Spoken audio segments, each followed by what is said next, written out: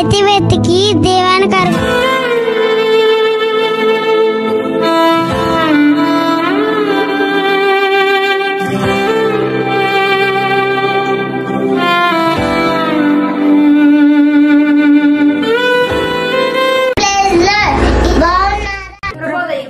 అందరికి ప్రైజ్ రాడండి. బాగున్నారా? ఇది వాగ్దానము. ఫిలిప్పీయులకు రాసిన పత్రిక 4వ అధ్యాయము 13వ వచనము. నన్ను బలపరచువాని అంటే నేను సమస్తమును చేయగలను. ఉదయకాల సమయంలోనే చాలా సార్లు మనం ముందుకు వెళ్తుంటే మన వెనక్కి లాగే వాళ్ళు చాలా మంది ఉంటారండి. మనం ప్రార్థన చేస్తుంటే మన ప్రార్థనలు ఎక్కిరించే వాళ్ళు చాలా మంది ఉంటారు. ఉపవాసాలు ఉంటే ఇవిడే భక్తి పరురాల్లో చేస్తున్నా అనే వాళ్ళు కూడా ఉంటారు.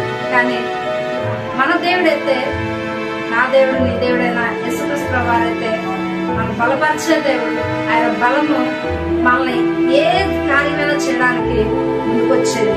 అందుకే ఈ భక్తులు చెప్తున్నాడు ఏమనంటే, నన్ను బలపరచు అని అంటే నేను సమస్తము చేయగలను. అవునండి, మన దేవుని కూర్చున్న మహాత్మను బట్టి ఆయన యందు మనం ఏదైనా చేయగలం, సమస్తము చేయగలం.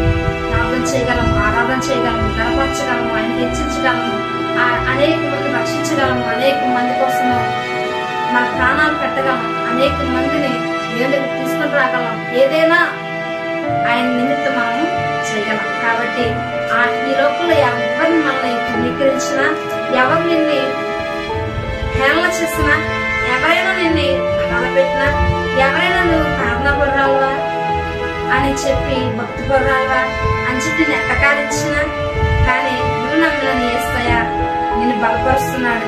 కాబట్టి ఆయన ఎందుకు సమస్తం చేయగలం. ఆయన నిరీక్షించు, నమ్మికరించు, నీ దేవునితో ఉన్నాడు. ప్రార్థన చేస్తున్నాం.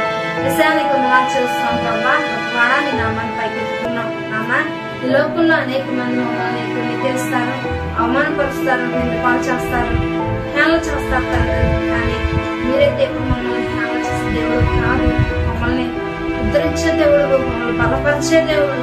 అందుని బట్టి కొంతమంది చేస్తున్నాం. మమ్మల్ని బలపరిచి వాణి అంటే మేము సమస్తము చేయగలమని మేము నిశ్చయంగా నిరీక్షణ ఉంచుతున్నాం. ప్రభాని కొంతమంది చేస్తున్నాం.